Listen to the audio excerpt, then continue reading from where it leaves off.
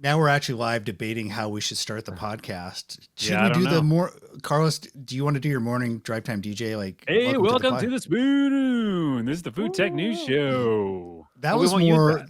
that was more like let's get ready to rumble boxing match That's true. That's versus true. drive time DJ. But either way, at some point we have to introduce our guest, which is Louis LeBeau. Welcome, Louis. Well, thank you. I'm happy to be here. And we met Louis. I met Louis. Carlos, you may have met Louis I before didn't meet him me. yet. Yeah. But I met him. Okay, we met him. I met him at the Smart Kitchen Summit where he helped out and attended, and was great to meet him. And I just clicked with Louis because he's such a great guy. And Louis, because we don't oftentimes get someone who's maybe not we sometimes get journalists or podcasters. People know you're just not any of that. You're a food scientist. So tell us and tell the people listening in before we get to news what you do.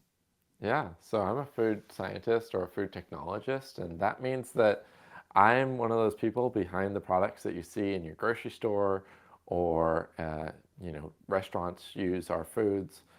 If you're making plant-based or drinking a plant-based milk beverage, I might have been behind it. I've worked on all sorts of different things from potato milk to fava bean meat replacements, and my latest stint was at Starbucks where I was working on ovens. But here I am Oh, working in food and all the things that happen behind the scenes. dude, you Very say cool. Starbucks, and my ears are perking up because it's a daily thing for me. You Oh, say great. oven. You say oven in Starbucks. I'm extra curious. So Yeah. And by the way, Breakfast sandwiches. I'm so sorry. I totally met you at the SKS Kitchen Summit. Yeah. Just now that I- briefly. Yeah. yeah. And so we're all in Seattle. It's like we could have been in one room together, but we're distributed in our own locations. And this is the Food Tech News Show for Thursday, July 25th. And we have some fun stories up, guys. We have this story that we're going to kick it off with. And these first couple stories are right up your alley, Louis. Yeah. This first story is about Beyond Meat launching a new product that for the first time is not trying to replicate meat. I thought this was super interesting. And there's a story in the Food Institute website, and they quoted some representative from Beyond Meat saying consumers are increasingly seeking diverse and clean protein sources for various meals, occasions, and lifestyles. For Beyond Sun Sausage, that's the name of the new product, we wanted to offer consumers something new and unique without being constrained to trying to mimic beef, pork, or poultry. The launch comes at as the alternative meat category continues to experience sluggish sales, performance, and consumer scrutiny related to the taste, texture, and ultra processed ingredients. That was a paragraph from, again, the Food Institute. So this was interesting to me because I think the criticism that I think the general public and I think an increasingly critical press has had about, the Beyond Meats of the world, Impossibles, is like if you look at the ingredients list, it's a long, long list. It seems like it's highly processed. Whether or not there's a lot of misinformation floating around about this. But I do think the idea of simpler list of ingredients, but also not trying to be like such a mimic of meat is really interesting. What do you think about this, Louis? Well, I mean, I think that this one in particular is fascinating because if you look at the ingredient list, it is, it's shorter than their other ones, their other Beyond sausages. But at the end of the day, it's based off of the same pea protein and rice protein and methylcellulose combination. And so, in a lot of ways, yes, it's clean label ish, but it really is more of just a flavor extension to get people that are vegetarians that want a black bean burger but want the chew of meat, and they want those sort of flavor profiles of summer tomato, or what is it, I think tomatoes or things like that. Just it's more of a organic sounding product, but is it really so much different from the regular Beyond Beef or Beyond products? I don't know. Yeah, there was a product a couple years ago from Daily Harvest, which has been this really successful company that has succeeded in the frozen category. They ship to your house, and it was called Scrambles. And it was attempting to essentially be a meat replacement product without being so on the nose and trying to mimic meat. I thought it was really smart because we talked about this, uncanny valley effect that we talk about it periodically. This idea of like when you're trying to tell someone this is a full clone of meat, in a sense, but with plant-based ingredients, their brain is not quite processing it as they're eating it.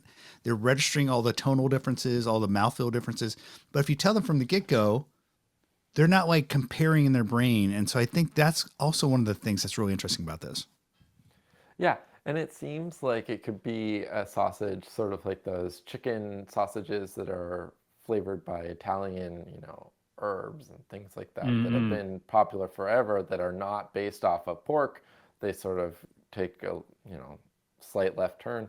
It seems like they're going down that route, and I think that that's great because, yeah, as you say, they're avoiding that uncanny valley of, hey, here's a pork sausage meant to taste like a pork sausage with a pork sausage casing. They're saying, no, no, we're a plant sausage, but we're going to use all the technology that's behind our Beyond Meat sausages and put that into something that's delicious. Yeah, we Hopefully. talk about in the Carlos. show a lot. Yeah, go ahead. No, no, go ahead. I want to hear your opinion of this. Is this something you'd eat? Yeah, it would be. We've talked about it a lot, and I on the show many times I say that I want veggie stuff, plant-based stuff, pea protein stuff that is its own thing. Yeah. I don't need it to be. I don't need, and we'll talk about this later in the podcast, it to have certain mouth feel or different things that come with actual meat because I don't want that. And I have grown up actually with a lot of different veggie foods, and my palate, my mouth is ready for that type of protein. And so if anything, I want new versions of that. I don't want it to mimic other things. I want like this. I want something new. So yeah, this is 100% up my alley. So I'm excited about it too. I think it's a smart move for Beyond, which is a publicly traded company, by the way. And I don't know why it took them so long to experiment with like a new extension. I mean, they've done like, okay, now we're gonna do sausage, now we're gonna do chicken nuggets, etc. I think this kind of approach to go into like a new, maybe more whole foods type of ingredient category is probably a smart move for them, given kind of the criticism and what a lot of the misinformation floating out there out regarding their existing product lines. So Well, they probably did those other ones to be safe, right? At the end of the day, it's like, well, we already know people buy sausages, so yeah. That's right. Let's move on to the next story because it's a related one, but it's interesting in that I think that it kind of goes into another aspect of how these companies are trying to make the plant-based category seem like meat. Juicy Marbles is a company which rose to prominence by basically making plant-based marbled whole cut steaks. And they also have a tenderloin. And just this week, they launched a plant-based baby ribs with, get this, edible bones. One of ugh, sorry. the it sounds weird, right? And they admit it's weird. The bones are 100% compostable, and they on the release they say for the more adventurous home cooks, even edible. Once you devoured your last rib, you can bake, fry, or air fry the bones into a puff crispy snack. Maybe something like puffed Cheetos. Who knows? Or maybe it's like Weird. getting weirder. Or you could just that sports like a beef jerky or cook them to make a hearty stock. This isn't the first time we've seen plant-based bones. There's a startup that I think incubated out of Cal Berkeley called Sundial. Yep. Sundial that did a plant-based chicken with plant-based skin and bones. The skin's kind of creeps me out, quite The honestly. skin is insane. Insane. One of the quotes from the founders of Juicy Marbles, I love this. We are aware that making bones out of plants may seem irrational, but some of the best things about our food culture are completely irrational. Okay. So, Carlos, I don't know if you showed some of the pictures of this thing. I can show a Yeah. video, but Show the video. it looks like a rib and it looks like bones. Lewis, is this something you think you would eat? Well, it's funny because if I go back 5, 6 years ago, I was at a restaurant near Green Lake in Seattle called Wayward, and they're known for their chicken drumsticks that come on a bone, essentially. And I remember picking it up and speaking of Uncanny Valley, there it was. I was like, what is this? What is going on? How do I handle it, even though it's such a familiar object? For me, this is totally right up my alley. But I do wonder, is it necessary if we think about things like McRibs, which are mimicking ribs but don't have the ribs? Yeah. And so, it's questionable. In the release, they describe this almost primitive experience you get, like gnawing on a big piece of meat off the bone, and they said that that's part of the experience with the ribs. So they're trying to replicate that. I do think it's interesting. I think it'd be interesting to see how popular this is, and I like the idea of actually maybe using the bone, like actually making it into puffy edible snacks. You guys kind of seem creeped out about that, but I would actually throw this Yeah. in my air fryer. I mean, you got to see what happens, right? I think More of a, like a science experiment at that point. Like it does work. But yeah, I think this again speaks to the people who it goes together with our first story. Like, but who the people who like having that feel of a bone, like eating things off the bone, that's a thing. People like that. I don't. Like that really disturbs me. But for the people who like that sensation and want something different, this fits that bill. What is that demographic though? Like, what is that size of the population? That's another question. I don't know. I think a lot of people who eat ribs like this, like chewing off the bone. That is a visceral part of the experience. You're getting the barbecue sauce on your hands. You're gnawing on the bone. It's like eating corn on the cob. I'd rather eat corn on the cob than actually just scoop up a bunch of like pieces of corn. It's like Oh part of the yeah, eating I'm with experience. you on corn on the cob. Yeah, So and you can think about the bone is very similar to the cob, right? It's bone plant-based is bone. the bone is the bone is basically the meat cob. Yep. yeah. Gross, but yeah, that's a good podcast name. I want to say hi to Ryan Wallace and Steven Singleton, both kind of dialing in and watching the pod. Hey guys, how you doing? Let's move on to the next story, and this is completely non-plant based meat story, but I thought this was interesting. Lewis, do you have an Alexa? Do you have like one of those speakers that sits in your house and you talk to? You know, I don't anymore. I have things that could, but you know, for me, it's just not super practical. Are you like my son who basically unplugs it because he doesn't trust Amazon? Well, He's let's afraid they're just say spying on him. that I just want something where if I, you know, need a timer, I have my Apple Watch on me, and that's so I say, "Hey Siri." All right. Well, there was a story in the Wall Street Journal this week about how Amazon is getting impatient with what someone who used to work there called its smart kitchen timer, and is starting and is looking at launching a paid tier. When Amazon launched the Echo smart home devices with Alexa in 2014, it pulled a page from the shaving giant Gillette's classic playbook. You know, sell the razors for cheap, and then you make heaps of money down the road. This is basically how the Wall Street Journal described it. I think it's a good, accurate description. A decade later, the payoff for the Echo hasn't arrived. Hundreds of millions of people have these Alexas in their homes, but Amazon really isn't making a whole lot of money. At the time they launched it, Jeff Bezos was still driving the company, and there was a Bezos era metric that really drove a lot of the some of the decisions called DSI, or downstream impact, where essentially they would assign a financial value to a product based on how much customers would spend down the road. So they had this vision that down the road people would be spending a lot of money on these huge install base Alexas. As it turns out, this actually hasn't happened. There's a new sheriff in town in the form of Andy Jassy, and he's evaluating all the products. He's not real happy that the fact they're sinking billions of dollars into these Alexas. There hasn't been the payback, so he wants to launch a paid tier. So I still have mine. I have a couple in my house. I don't know if I'd pay a premium tier for this. Carlos, do you have Alexas in your house? I don't. I think friends of mine have always had them. We always use them for music. Like it makes sense. That's a good use case. You go, hey, Alexa, play this song because we're all hanging out or we're cooking dinner. I've used it, you know, with people like that before, but no, I don't. And I find just being on my computer faster for everything. Like, you know, for ordering stuff. If they're thinking about people like ordering things online and Alexa, just order me this. No way, man. Like people have to visualize what they're getting, what they're buying. I just think that that's a fool's errand to think that that's going to be a conversion type thing for them. I use it a lot for adding to my shopping list. You Unfortunately for do? Amazon, no, just like verbally, hey, I need to get razors. And unfortunately for Amazon, it's like, hey, add to my Costco shopping list is usually what I say, or to my Trader Joe shopping list. Who knows if Amazon's taking notes and going to market to me to get razors via Amazon? Maybe they are. I still use it for that, but I don't just verbally buy stuff. I don't know how many people actually do that. Yeah. So And with those razors, did you already order them before and they know?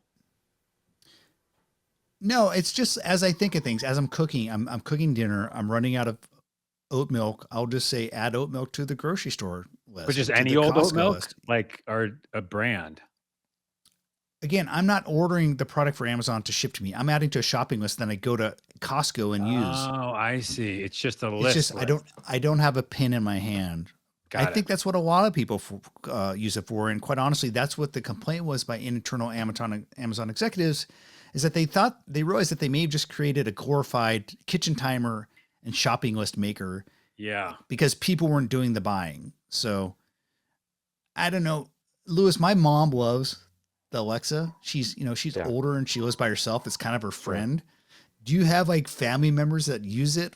Maybe that like your parents or Well, it's funny. That's definitely the demographic that I know that uses it the most is the elderly generation. And so you're calling me an elderly Yes, no, exactly. I'm calling the Oh, grandmothers of the I think world. you are. I think you are, Lewis. This is, by Well, the way, the last time Lewis will be on the podcast. No, I'm just kidding. no, but seriously, I think it's more for those, hey Alexa, read me a story, or hey Alexa, tell me a joke, or hey Alexa, I'm gonna wake up tomorrow morning, and that's when I need to get going.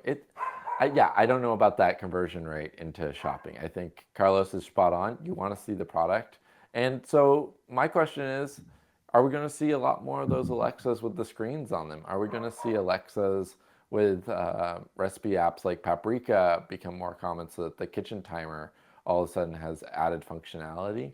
That might lead to more conversions, but in the current form factor, I don't know. Yeah, I I can don't know. actually. I don't know if there's a breakdown of Amazon Echo shows versus the ones that are just these tall ones. I think most of the ones going out the door now have the screens. That's what I primarily use. Carlos, Mm-mm. what were you going to say? I was going to say that to that point, we wonder what could be that other product. And I was just watching an interview with Zuckerberg about the glasses, and I Hmm. think as those get better, and there's a version that's coming out very soon with holograms, which is crazy. But as those get better, that's the kind of product where again you can visualize and see things, and you can maybe that's a different form factor that people will use to buy things, I think especially there if you are see. Alexa glasses. I think there are Alexa glasses, Are there which already? Yeah. which glasses as a form factor make a lot more sense to me than what was that little smart AI pin that was a complete Oh, that like failed. Yeah, that the completely failed in human or Silicon something. Valley. Yeah, Yeah, human. I human. Yeah, think glasses are something you're just naturally going to have on you. Makes more sense to me, yeah. especially if they could get them small. And I love the idea of augmented reality. By the way, I'm all for like, hey, I'm walking through a store and it points in the direction where I need to go for the vegetable aisle. Like, I'm all for that. It's happening. It's happening. Lewis, are your glasses augmented reality enabled? I wish. No, seriously though, they're pretty cool. But that's what I was talking about. I don't have an Alexa in my kitchen because I have my smartwatch on me, and I think that that's what I always am using is hey, you hold down the crown on the Apple Watch and you say set a timer for 5 minutes. I used to use it all the time in my job. Being a food scientist, you're always running experiments that are on the clock. So I need to check this in 5 minutes or 7 minutes and 30 seconds and, label it X. So it's funny that that's where I was using it the most, but that's where I was. Just a real quick question, that food scientist bit. Like when you do research like that, how much can you talk about it afterwards? Like, is a lot of that stuff NDA and like you do your work and then you shut the door and that's it. You Yep, won't speak of it again. pretty much. Yeah, it's Okay. pretty lock and key. So I can't ask you stuff about Starbucks. No. Yeah, okay. Hopefully, by the end of the podcast, we will get Lewis to reveal some of the key state secrets that Yes. he has nestled in his brain. But before we do that, we're going to move on to the next story. This story is interesting in that it talks about virtual restaurant models Yeah. and how they essentially seem to hit consumers in a way in which they distrust them. So there's a story this week in the Daily Mail. I know the Daily Mail. It's one of those kind of breathless, kind of weird headlines, mags. And it talked about how it had a headline that kind of said, Uber Eats customer sternly warns that she's falling victim to a ghost kitchen scam. And that was basically the headline. And so I read it and I looked at the post they were talking about on TikTok. And it's basically a woman who got a confetti cake and she saw on the packaging that it had a Chuck E. Cheese sticker on it. And she made this big deal about it. Like, oh my gosh, I've been misled. But I don't think she called it a scam. And she actually went and said that the confetti cake tasted good. But the whole positioning of this article was that, oh my gosh, they're trying to mislead us. Chuck E. Cheese is really the person behind this confetti cake. If I only knew this when I ordered on my Uber Eats, I would not have ordered this. It kind of seems ridiculous to me, quite honestly, because the ghost kitchen model is one in which obviously a kitchen is a kitchen. They're going to make these different types of foods and send it out, maybe under different brands. I don't see what's so problematic about that. It's weird that it's hitting people as almost like being misleading or misrepresentation or a scam. Lewis, why do you think that is? Is it because like, hey, if they get a confetti cake, it's just it's cognitively it just is discordant to see that it's coming from like a Chuck E. Cheese, or what? I think it's just, it's sometimes confusing because you say, oh, well, I just, there's brand X and brand X must always come from restaurant X. But for me, it makes perfect sense, this whole ghost kitchen, uh, having a different brand on it. It's totally the extension of the CPG world, or the consumer packaged goods world, making its way to the restaurant world, where forever, if you were a celebrity, all of a sudden you have celebrity nacho, cheese tortillas that are branded, and they're made at a co-packer that also makes, a completely different generic brand like Costco. And so, Kirkland Signature water next to, LaCroix or something like that, they can be coming from the same factory. You have the same tools, same resources. So the ghost kitchens shouldn't be in any issue. It's just, how are they going to market it so that consumers are, willing to accept, takeout from, a pizza restaurant that also is making now Chinese takeout. I mean, that's all they have to do. Yeah. That's a challenge.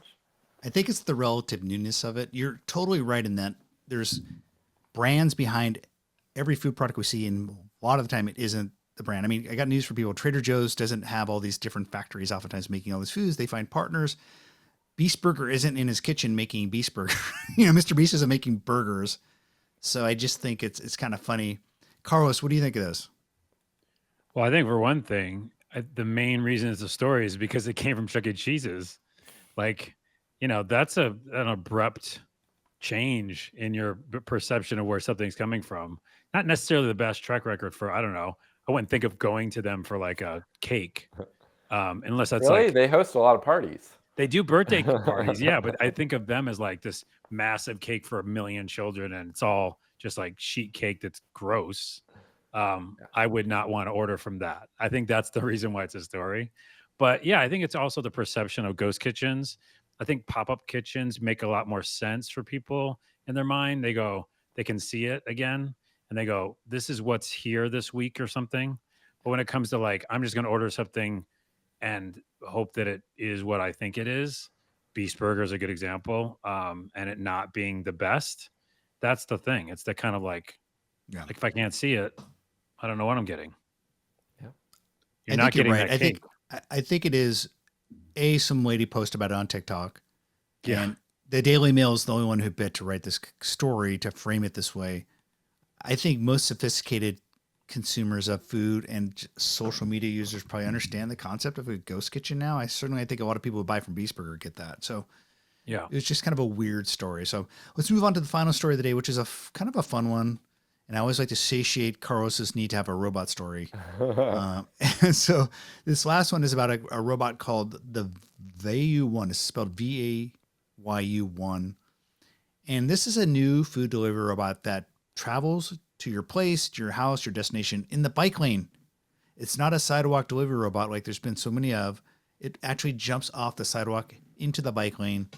And the company, founded by a couple Apple and Lyft executives, hope to basically make this like the new delivery robot. It's a big one. If you guys have seen the video, it's this big, I think it's about basically the size of like a bike in terms of length. It's probably about 3 feet wide. It has a payload of 100 pounds and it can move at 20 miles per hour. And apparently the company said that they've already gotten approval in certain cities to actually go on streets, which kind of surprising to me, quite honestly, to get approval that fast. Cause it seems like a lot of these, autonomous vehicles, for example, take years to get approval. So what did you think of this robot, Carlos? Were you happy with it? This is something that you think has staying power? Well, for one thing, it won't get like kicked by pedestrians because it's not on the sidewalk. And it's interesting it's in the bike lane. Yeah, I don't know. I mean, like it doesn't have a face and doesn't talk and doesn't have AI, so I'm not like, I like how Carlos likes to have faces on his robots. yeah, it has to have like something for me to like be like, I can interact with it. It It's can just like a blink and vehicle, smile. right? It's just a vehicle. Like It's at this yeah, it point, has four wheels. It's like a small vehicle. What's interesting to me is it has a payload where it could carry enough payload to go to like 4 or 5 houses, for example, if you go to a grocery store and yeah. deliver bags. And it also offloads it. I haven't seen a sidewalk robot or one of these other robots that actually can pick it up, drop it on your doorstep, and then leave. This is the first one I've seen that has done that. So that's interesting to me. That's wild. I mean, I don't know, coming back to Carlos's point, people are very protective of their spaces, whether it's drivers in San Francisco in the Waymo cars or, pedestrians and starships. So it'll be interesting to see how the bikers react to these big cargo ships all of a sudden taking up their bike space, and how it does with people that are a little bit more aggressive on their bikes trying to pass. And maybe that's a good use for the Alexa voice. Hey Alexa, I'm passing, or hey Vimo, I'm passing on the left. It'll be interesting to see, but it's a big rig. It's a big rig, and I'm actually surprised. I think some cities will say, "You're not going to put this commercial delivery robot in my bike lane because this is for pedestrians." And I think some people push back against it. So I kind of question how easily they're going to be able to actually get into these bike lanes, because I feel like those are things that are for consumers. So, or for everyday pedestrians. And Carlos is trying to get the video work, which is The video is not happy. I like how this guy's just watching like a TV show with traffic. Like, Yep. hey, I'm going to watch traffic on my TV. And then you can see how big that is. Look how big that is. It's huge. Yeah. And what they're proposing here is this thing's just going to be moving through the grocery store aisle. Like it's like a cow. It's like a cow walking through a grocery store aisle. That's how big it is. It sort of looks like it, doesn't it? It's a And it robot has cow. its little human assistant throughout the grocery store to load it up. It's very funny. I think Yeah, and- Mike, to your point, Mike, I think the really important thing is the offload part of this. Like as we talk about automation and on the show a lot, you have to have something that does that extra mile for it to be worth something, because then the opposite idea is I could just go to the store myself. So if it's something that's bringing it to me and kind of giving it to me, like Moto Pizza, we talk to a lot. They're going to be doing drones. That's right. again right to your door. So And dropped. yeah. Yeah. Lee Kindell is like super excited about drones. We'll see how soon that's happening, because I wouldn't mind getting a pizza delivered to me from I could Moto use one Pizza via drone. today. Yeah. Well, Lewis, this has been a lot of fun. Next time we do this, we'll have to do it in person. And Sounds good. what can you tell people about yourself in terms of how they can get a hold of you or find out more information about you? Yeah, of course. You can always reach out to me on LinkedIn or lewislebo.com and just reach out. Say, hey, I have a food idea, or I'm working with food innovation and people and I want to get in touch. That's sort of my thing. So, reach out, say hi. And Louis LeBeau, last name spelled Leboa, LeBeau. That's right. All right. Thank you. Thanks for All having right, me. Carlos. Yeah, Carlos, any final parting words? For our viewing audience, I just figured out how to put my designation of I'm working at the spoon on my lower third. Parting words is no, I'm hungry for pizza now. All right. We'll get a drone delivered to you, or a sidewalk robot. But I'll just We'll talk to- go to the store. all right, that makes sense. But everyone who's listening, thank you, and we'll talk to everyone next week. Talk to you next week. Bye. Bye. Bye.